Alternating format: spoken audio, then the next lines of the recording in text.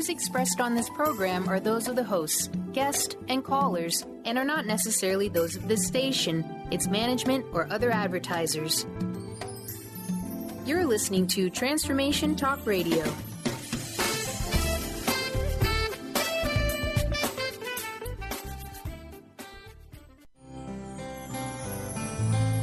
Welcome to the transformative show, We Carry the Light, with host Dr. Susan Allison, the show that inspires you to find the light within and shine your light in the world. Who are you right now? And who do you want to be? What is it that makes you happy, helps you feel fulfilled, and living your purpose? Tune in and let Dr. Susan help you discover that you carry the unique light that only you can shine. Now, here is your host, Dr. Susan Allison. Hello, everyone, and either good morning, good afternoon, good evening, depending on where you are in the world, and I hope it's an amazing day for you. So we're here on We Carry the Light, and I'm so glad that you're here, either listening live or perhaps to the archive show. And don't forget that you can go to transformationtalkradio.com, go to my host page, Dr. Susan Allison, and you can listen to all the past archived shows.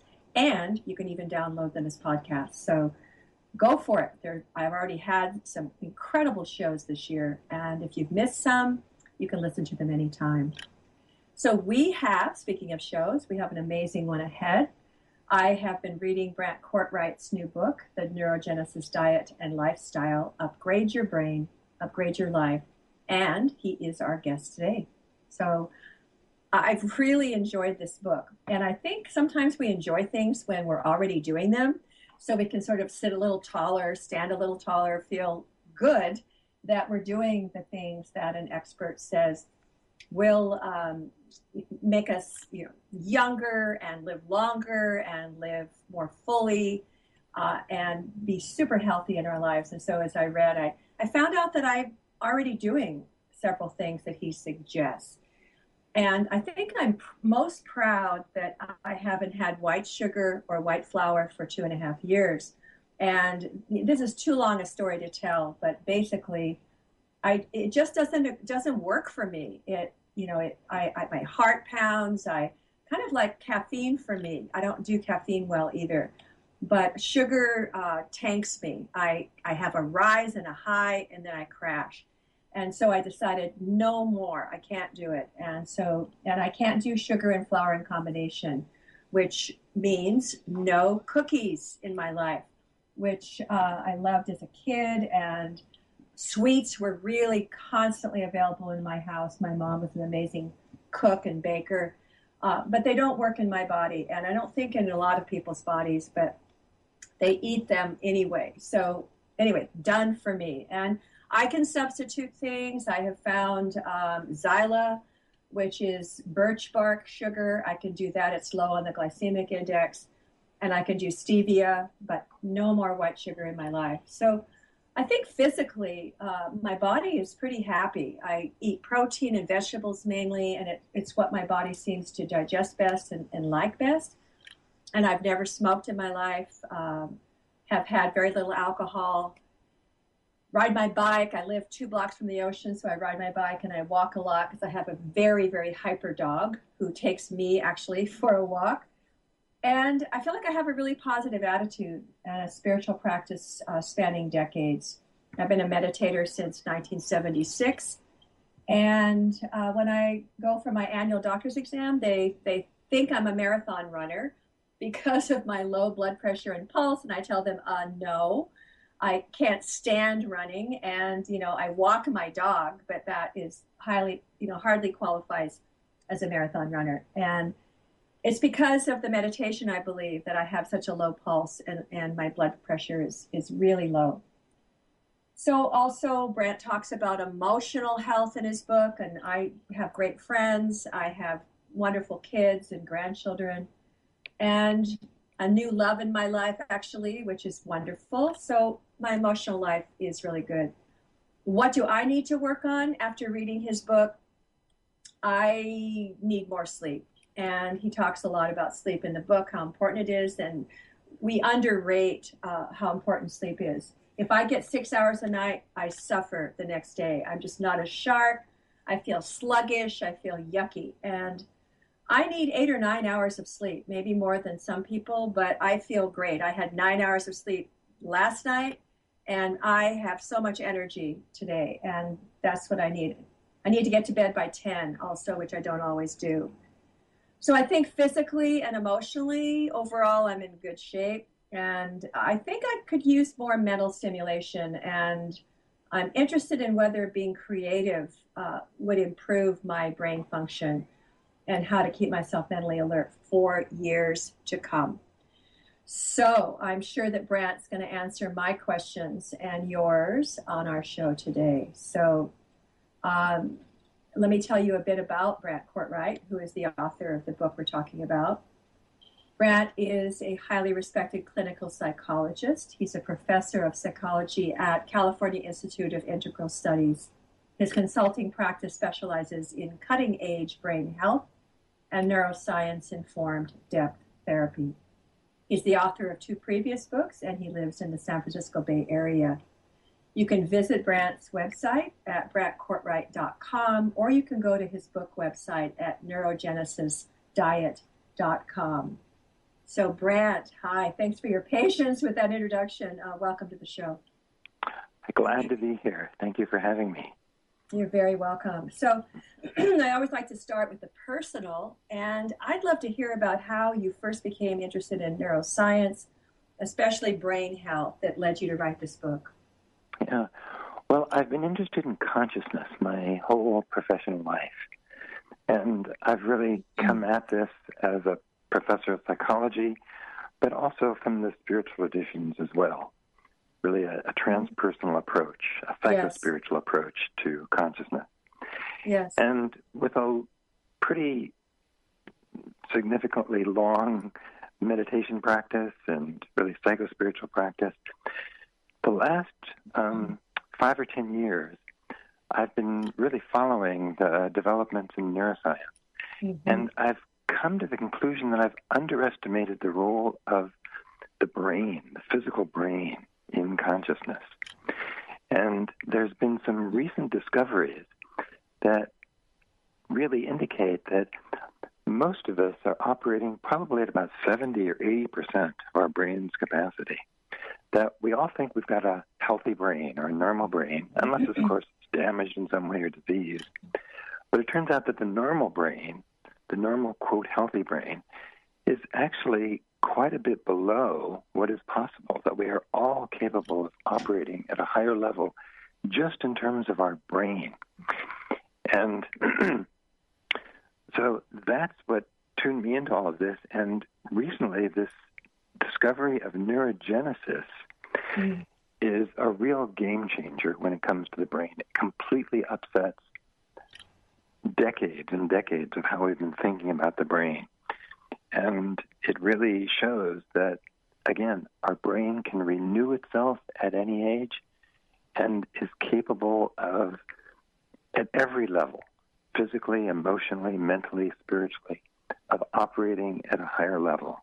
So that's what got me into this area of neuroscience, and particularly this new area of neurogenesis. I love this. And you sort of did, but can you define neurogenesis because it's so new. I don't think listeners, and I also was not aware of this term. Yeah, so neurogenesis is the process of making new brain cells, the birth of new brain cells, or the generation of new neurons. And it used to be believed, up until just a few years ago, that the brain stopped growing new brain cells once we were in our early 20s. Mm-hmm. And after that, it was just one slow die-off. But then, very recently, they discovered that no, the brain makes new brain cells throughout our entire lifetime. Wow. And it turns out that our rate of neurogenesis is the most important biomarker for brain health that most people have never heard of. So a low rate of neurogenesis, that is, a low rate at which the brain is making new brain cells, is associated with memory problems, with cognitive decline, with anxiety, with stress, and with depression. even with lowered immunity.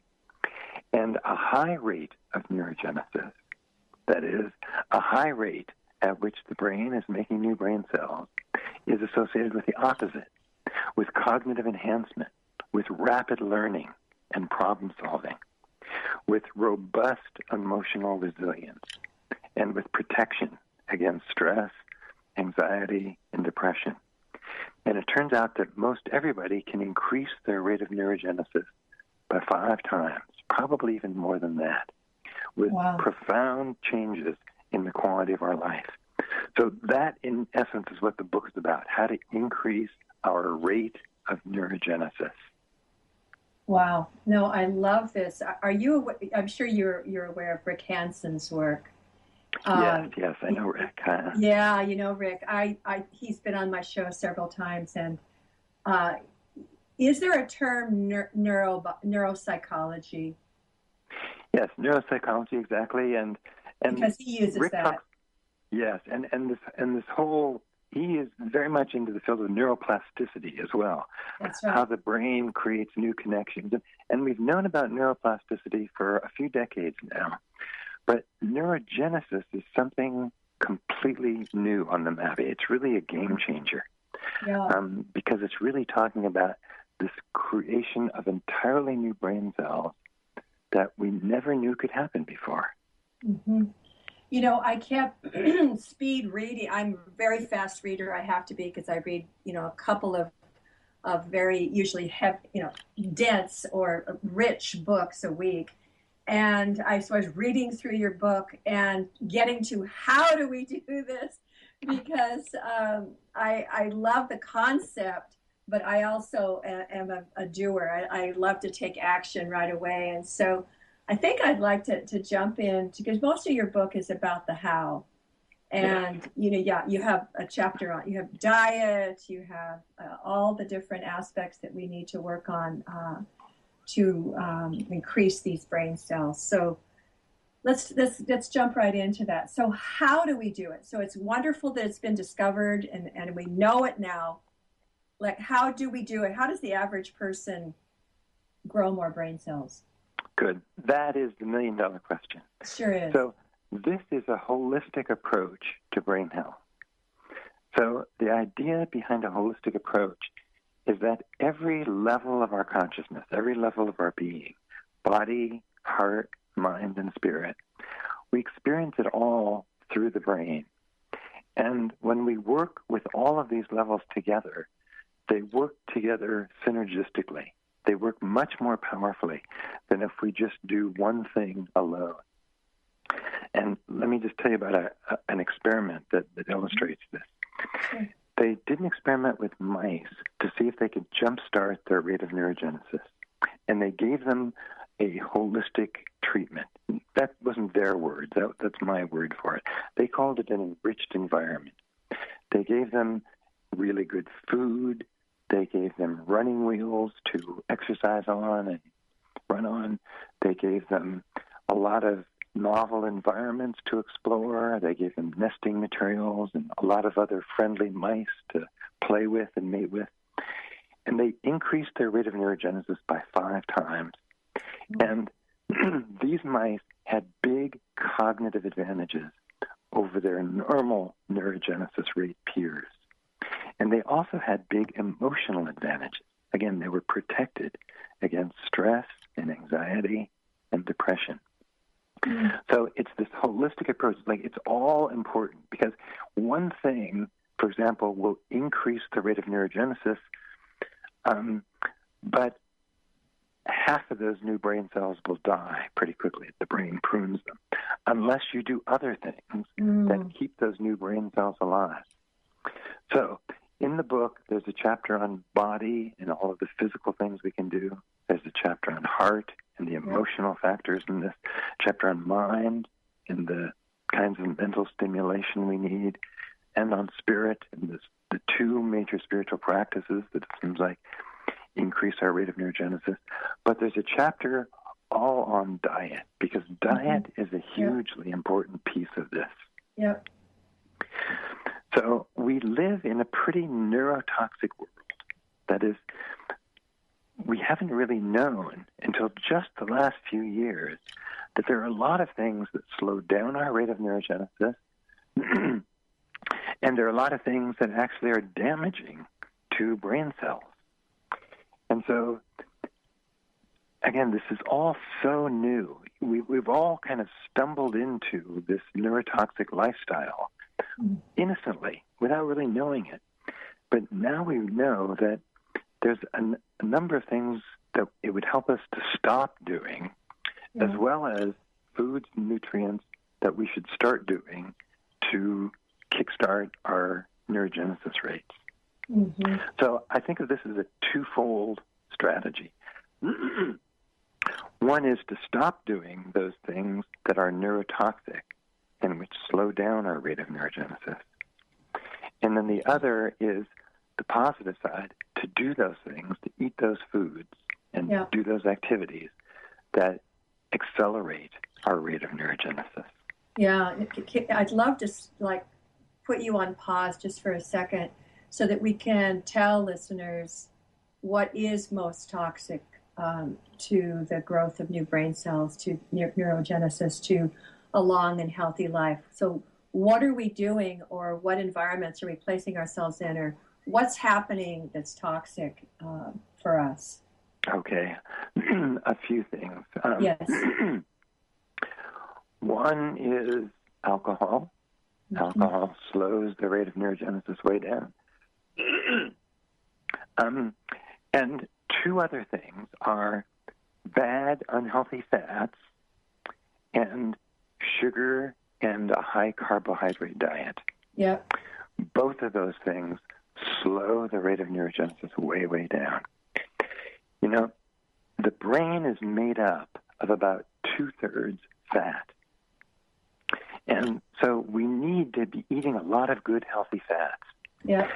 If you want to build a beautiful, high-end house, you need to use high-quality building materials, right? You don't use rotting wood or decaying wood. You need to use good quality materials. And it's the same with the brain. So 2/3 of the brain is made up of fat. And of that, 1/3 of it is DHA. Now, DHA is one of the 3 omega-3 fatty acids, the kind we get from fish oil. So omega-3s are hugely important for the brain. If we eat a diet that is high in omega-3s, we can increase the rate of neurogenesis by about 40%. Wow. Huge, huge. Wow. They did an experiment with monkeys where they raised one group of monkeys on a low omega-3 diet and another group of monkeys on a high omega-3 diet. Mm-hmm. And then they looked at their brains afterwards. And the monkeys on the low omega-3 diet had very simple, undifferentiated brains. But the monkeys on the high omega-3 diet had very complex, richly differentiated brains, almost like human beings. Mm-hmm. So when it comes to the brain, complexity is good. We want to see complexity. And the human brain evolved, and it looks like it evolved in a context of eating fish and having a higher omega-3 content in our diet, like 200,000 years ago. So we want to have a lot of omega-3 fatty acids. And for what this comes to most people for, it comes down to probably taking fish oil capsules. Mm-hmm. Probably the most efficient way to do that. Yep. And most people can do 4 or 5 grams a day. Some people can do it just through eating fish. They did one study of people who ate fish 1 to 3 times a week, and they found out they had 14% more gray matter in the higher processing centers of their brain. Wow. Which is really significant, yeah. Unless they ate fried fish, in which case there was no difference. So we need to stop eating bad, unhealthy fats and eat more healthy fats. So what's a bad, unhealthy fat, and what are good, healthy fats? Bad, unhealthy fats are oxidized fats, meaning they've been oxidized through heat or light or air. So, for example, cooking with vegetable oil, it's a terrible idea. nobody should be doing it. Yeah. Because those vegetable oils, which the government has been telling us to eat, to cook with for decades now, Yep. actually go rancid. They oxidize very quickly. And when That's those right. oxidized fats go into your bloodstream, what they do is they oxidize the cholesterol, which creates heart disease, atherosclerosis, and it also produces inflammation. And inflammation chews up the inside of your blood vessels, and it slows down the rate of neurogenesis, slows it way, way down. Inflammation. We want to eat an anti-inflammatory diet, not the average American pro-inflammatory diet. Yeah. So, I want to stop you just for a second and go back to oils, because I mean, I don't think we're supposed to cook with olive oil on high heat either, but I know all these people who do it, and I pretty much live on coconut oil and love it. You know, I use it for everything. But say something for listeners about which oils are good to cook with and which are not, because as you say, for decades we've been told something that's completely untrue. Yeah, good. So it's best to cook with saturated fat, saturated oil. So that means coconut oil, which is great, or butter, or ghee, or even lard or tallow. These you can cook at high temperatures. And you're right, olive oil is something we should eat cold on salads. Exactly. We shouldn't cook with it because it also oxidizes at a fairly low temperature. So we want to get lots of good, healthy fats. Things like avocados, nuts, pastured eggs are great as long as they're not cooked at a high temperature. Grass-fed beef, wild-caught fish, pastured chicken, and dairy. These things have the kind of fats that are really good for our brain and our body.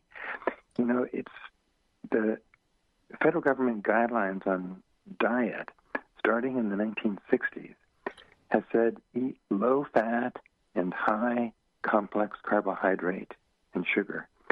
And it turns out that's the exact opposite dietary advice. That advice was based on flawed science.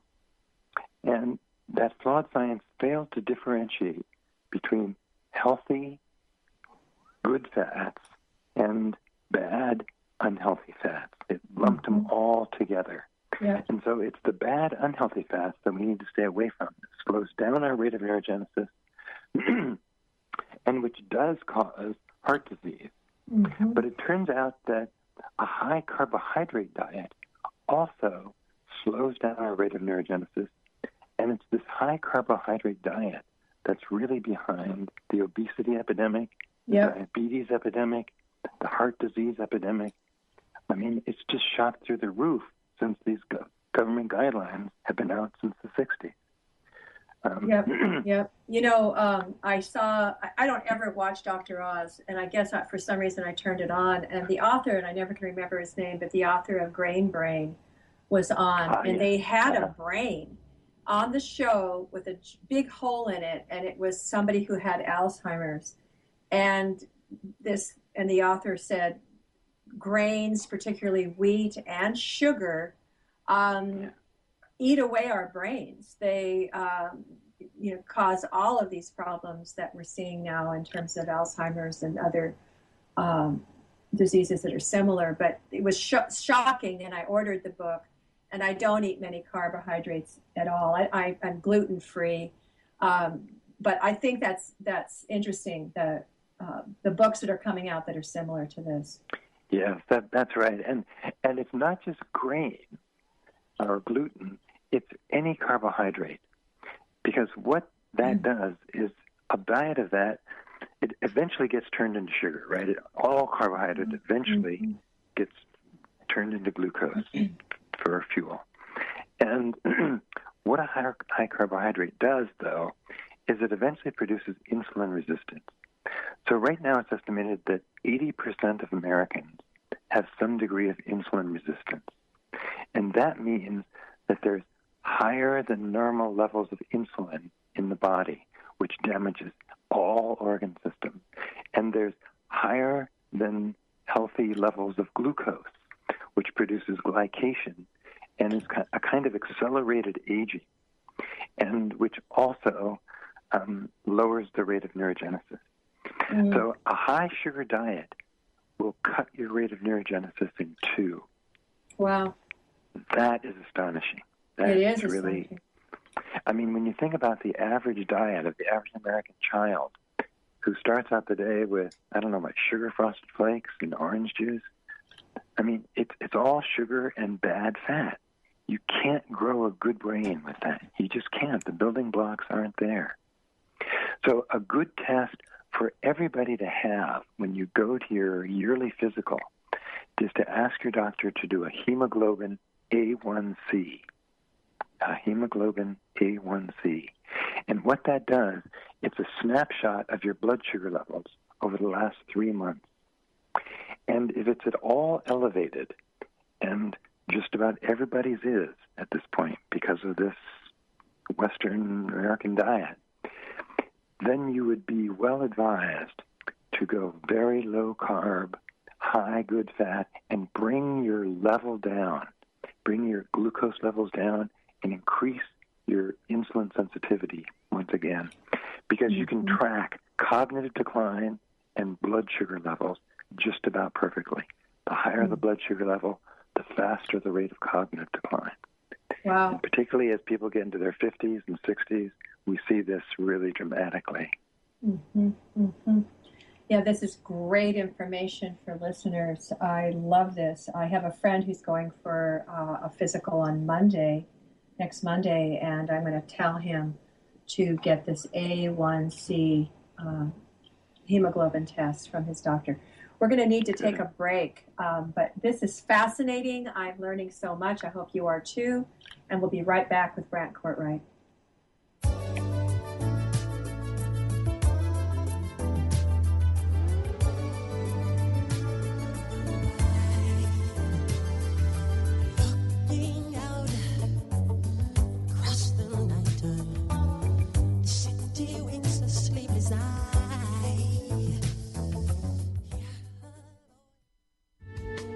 Preceding audio was via a Skype call.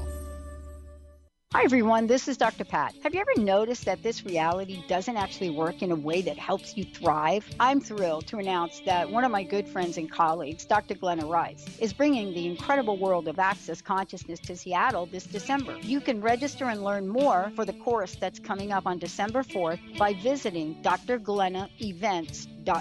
And when you're there, you're also going to find another event coming up in January that Gary Douglas is doing himself. So register now and wonder no more. Hi, I'm Leslie Fontaine with Sheer Alchemy on Transformation Talk Radio, and here's your tip of the day. What happens after we shift? An energetic shift can be disconcerting. When you shift from the known to the unknown, you literally are going into unknown territory without the former rules and constraints that held you in check. You feel happiness and joy, but you're nervous about not knowing what's next. Even happiness can be unfamiliar. You just don't have the guardrails. No one's telling you, it's dangerous, stop, you'll get hurt. Plunge in, leap, taste it. Listen to your intuitive guidance. Let yourself step beyond the boundaries that you've known and challenge yourself to listen to your intuitive guidance, to your higher self, and learn what you were placed here to do. I'm Leslie Fontaine. Visit me at lesliefontaine.com or call 678-665-3366. A shift is happening. Join Lynn Brown, host of Get Into It, for a workshop that will open you up to your full potential. Sunday, November 22nd, 1 to 3 p.m. at the Maya Whole Health Center in Renton. Lynn will show you how to see and feel auras, try out your own intuitive abilities, and participate in deep healing meditation to create ease during this time. To learn more and register, email Lynn at ruintuit.com. That's letter R, letter U, intuit.com. The following audio is via a Skype call.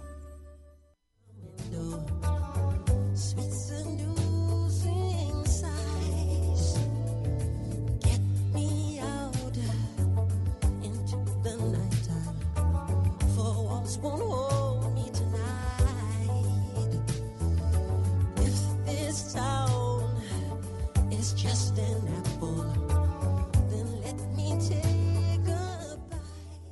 Welcome back, everyone, to We Carry the Light. This is Dr. Susan, and I have Dr. Brant Cortright with me, who's written an incredible book about neurogenesis, which is literally the making of new brain cells. And if you believed that we couldn't do that, which I think we believed for decades, you're wrong. I was wrong.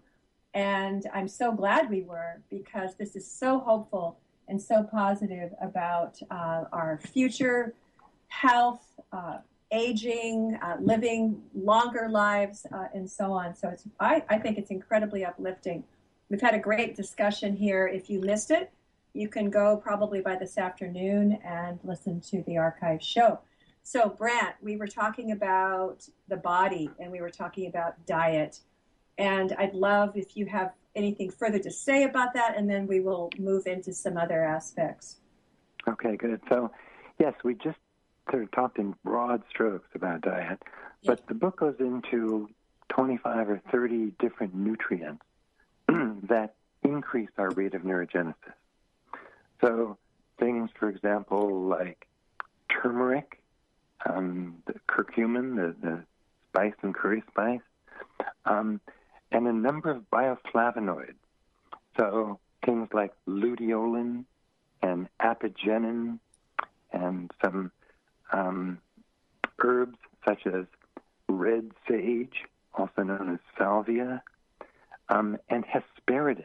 You know, a number of things increase the rate of neurogenesis. For example, omega-3 increase the rate of neurogenesis by 40%.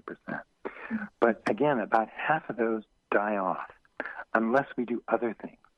And hesperidin, which is a bioflavonoid that comes from citrus fruits, its main function is to keep new brain cells alive. So if we eat a diet that is rich in a lot of the nutrients that I go into the chapter, such as hesperidin, that also allows not only a high rate of neurogenesis, but it keeps the survival rate to just about 100% of those new neurons. Wow. Can you spell that, Brant, hesperidin? Sure. Hesperidin is Hesperidin.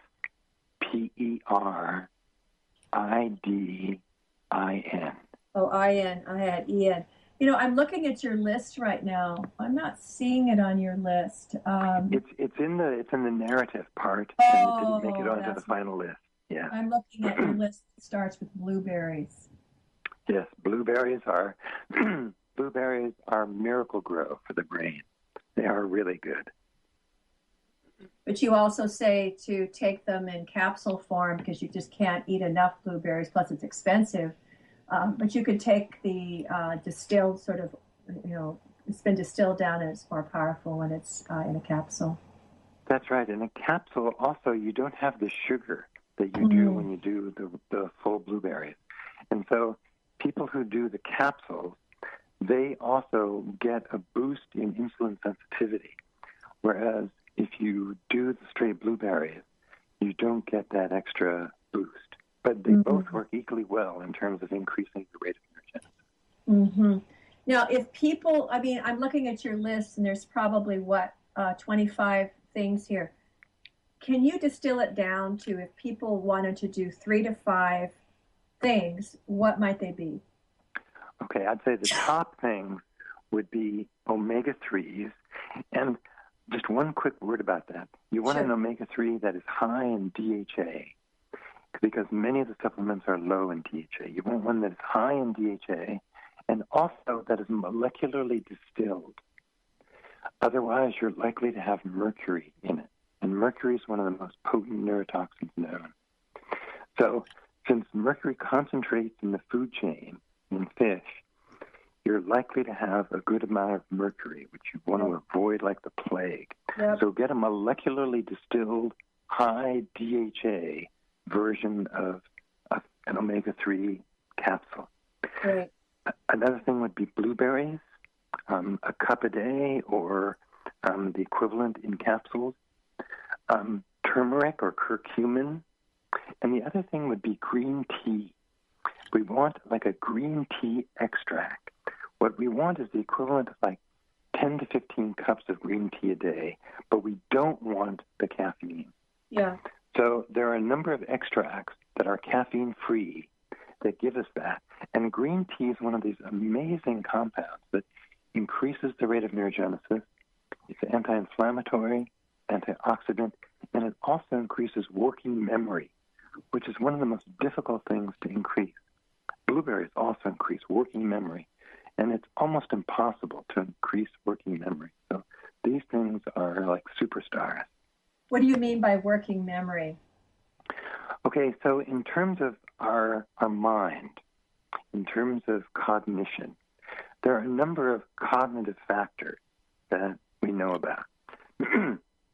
One is fluid intelligence, another is crystallized intelligence, another is executive function, the capacity to plan, another is emotion regulation, and working memory is a part of this. Working memory means being able to hold several things in your mind at once. Mm-hmm. So, for example, I need to go run some errands. I want to go to this store, this store, this store, and I want to pick up some stuff at the grocery store at the end. So working memory allows me to do that. And that begins to decline if we are leading a neurotoxic lifestyle, which most people are. But if you can increase your working memory, that is a really good thing. And that's a wonderful thing to have. Cool. Because so much of the mind depends on memory, on different kinds of memory. Yeah.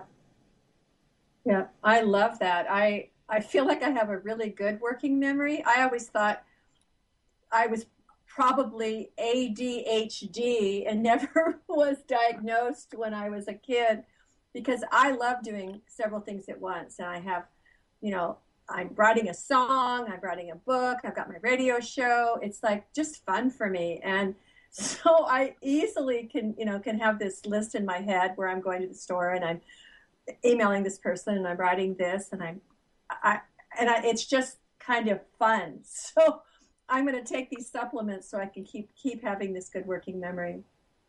Good. Well, when we get to the subject of mind. Yes, let's go right now. That kind of mental stimulation you're talking about is exactly the kind that increases our rate of neurogenesis. We want to be stimulating our mind. We want to be using it in a wide variety of ways, almost like cross-training the brain. Mm-hmm. We need to have reading, to be writing, to be listening to music, to be using the right brain and the left brain, to be discussing, to be holding things in our mind. Mm-hmm. These brain games and crossword puzzles, and there's a lot of advertisement and marketing out these days about if you just do this brain game, you'll be able to keep your marbles and you won't get dementia. It turns out the research on that shows that that's really not the case, that these brain games actually, and doing crossword puzzles, things like this, they actually have very limited usefulness. It seems like they're good at doing more of that particular brain game or doing more crossword puzzles, but it doesn't generalize across cognitive functions.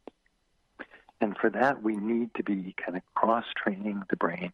And what it really means is that we need to be a lifelong learner. We need to be learning things all the time. There's a measurable cognitive decline that happens 2 times in life. One is when people graduate from college, and the other is when they retire. Mm-hmm. Unless, after they graduate or retire, they continue to stimulate their mind. So if you graduate and you become a teacher or a professional that uses the mind, or a business person where you have to use your mind, then there is no cognitive fall off. And the same with when you retire. If you retire and you continue to learn new things, like listening to this program right now, is learning something new. It stimulates the brain and it stimulates the rate of neurogenesis. So becoming a lifelong learner.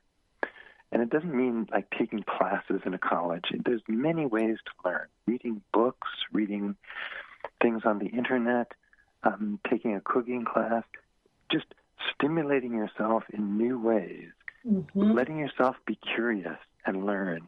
Exactly.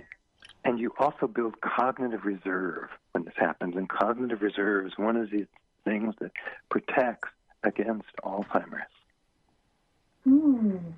Very interesting. I love this because, my first husband is why I'm not married to him anymore, partly.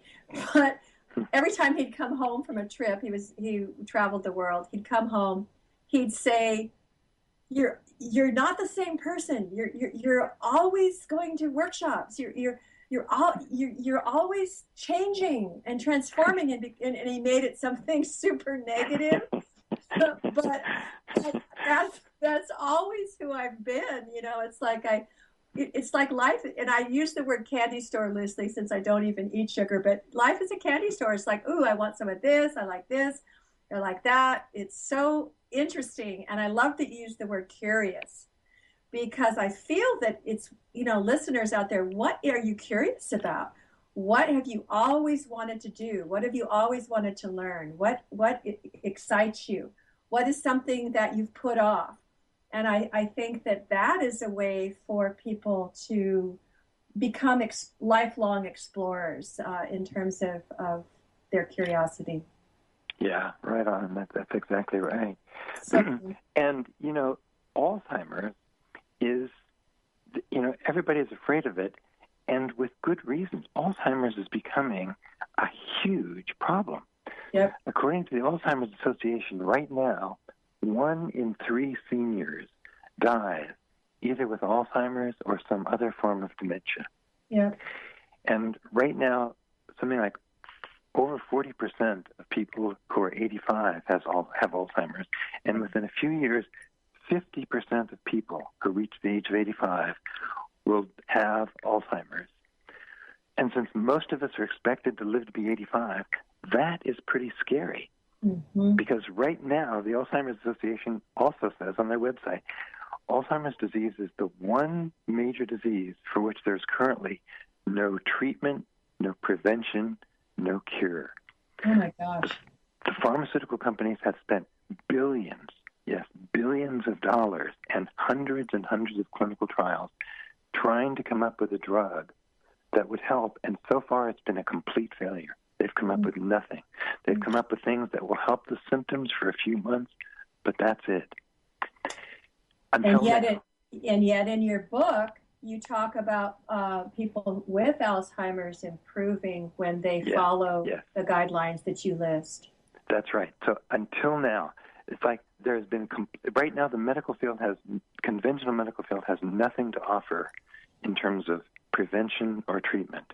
Mm-hmm. However, there's a little bit of new research now coming out from a holistic perspective that is for the first time giving us hope around Alzheimer's. So most of the research done is done by pharmaceutical companies or by academic researchers looking to discover the next new patentable billion-dollar drug. Very little research gets done from a holistic perspective because it's all free. Nothing can be patented. That's right.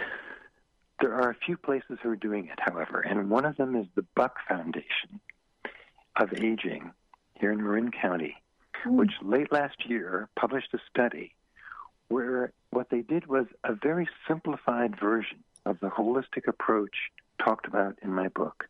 And this came out just a few months before the book was published, so I included it in the book at the very end.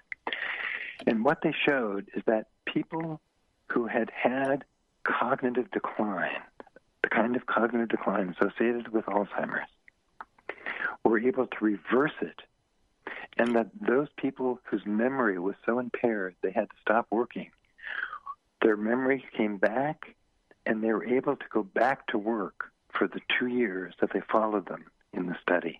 And then a few months ago, in the British medical journal Lancet, some Finnish researchers reported on the first randomized controlled study of 1,200 people that showed that an at-risk group of seniors for cognitive decline, again, using a very super simplified version of what's in the book, were able to postpone cognitive decline for the 2 years that they followed them.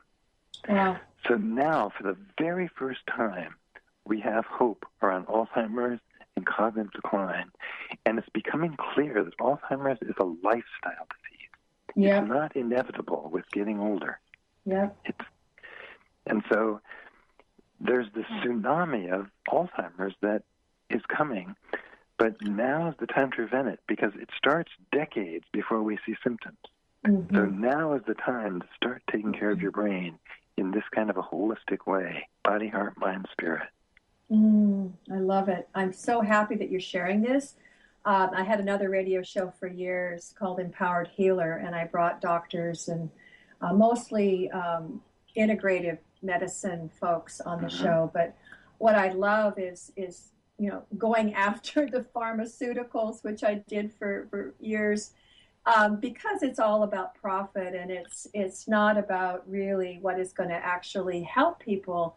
And so this holistic approach you have, and this institute, the Buck Institute, I love this, hearing this. It makes me so happy because it's not about profit, and it's about something. It's a lifestyle change, and it's some of the things you've listed are very simple, and they're things that people can start doing immediately. Yes, that's right. I love it. So we have about 8 minutes, which isn't enough, and I have loved this so much. I'd like to have you back, but I'd like to perhaps segue briefly, because we haven't touched on the heart, and we haven't touched on the spirit. And I know that this is a holistic plan that you have in your book. It's not just about the body. It's not just about the mind. It's about the heart and about the spirit. So is there something that we can just say briefly? I know it's a huge subject in itself. Yes. Okay, briefly, one of the things in terms of the heart and this emotional level of our being, one of the things that slows down our rate of neurogenesis is stress. Mm-hmm. Probably not a big surprise. Yep. Now, there's two kinds of stress. There's good stress and there's bad stress. Sort of like with fats. There's good fats and bad fats. Same with stress. So good stress is short-term and moderate stress. And this kind of stress, the brain thrives on. We need a certain amount of challenge in our lives. When we're challenged in an optimal way, that brings forth new capacities from within us.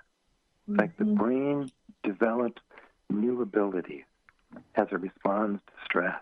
And this kind of short-term stress, moderate stress, actually increases our rate of neurogenesis. So we want to have a kind of optimal engagement with the world where we are challenged in a good way.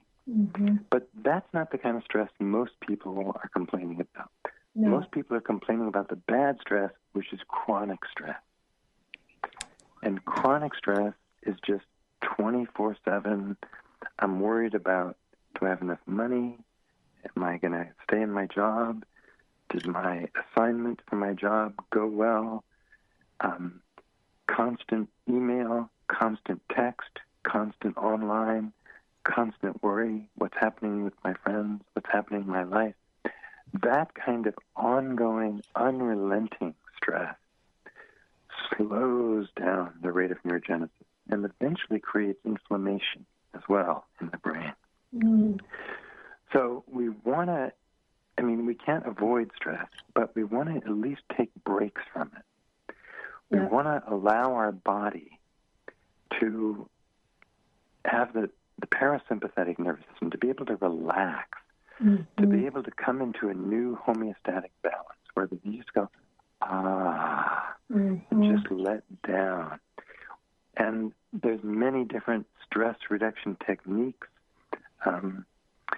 whether it's being in nature or playing games or meditation or regardless of what you particularly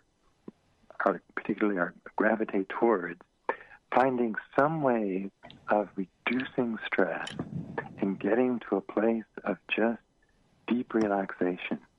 That is really important for brain health.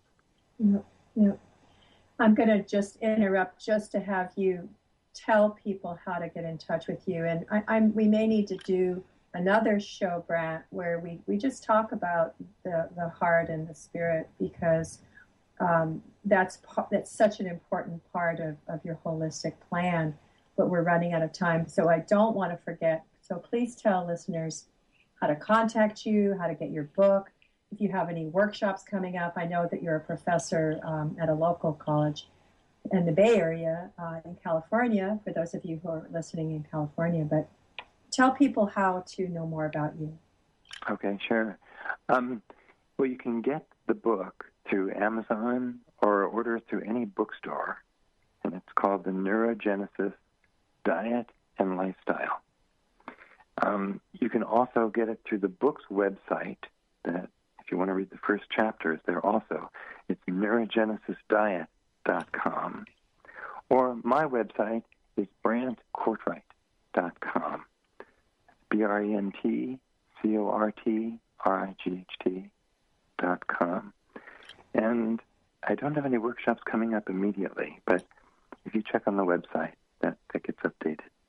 Wonderful. And I'd love to, I have several clients I'd like to come to your workshop. I have so many clients who have diabetes, that's also an epidemic we didn't talk about. Yeah. But, and they say, I told myself I'd never, ever have diabetes, while they continued to eat a lot of sugar and carbs. Mm-hmm. So, so that's kind of scary. So I have more than one client who would love to come to your workshop, I know. Great. So is there one thing that you'd like to share? It can be for a couple minutes, but something that listeners can do as soon as the show is over. They can take action. That's a really good question. Thank you. One thing. Or more than one thing, but something they could start, like right away. I guess the first thing would be to just look at, do I have a neurohealthy lifestyle or not? And to begin to really look at how can I begin to move towards an increasingly neurohealthy way of living. Mm-hmm. And it doesn't matter if you begin with diet or with the body or with reducing stress or with the mind or with some of these meditation practices that we just mentioned.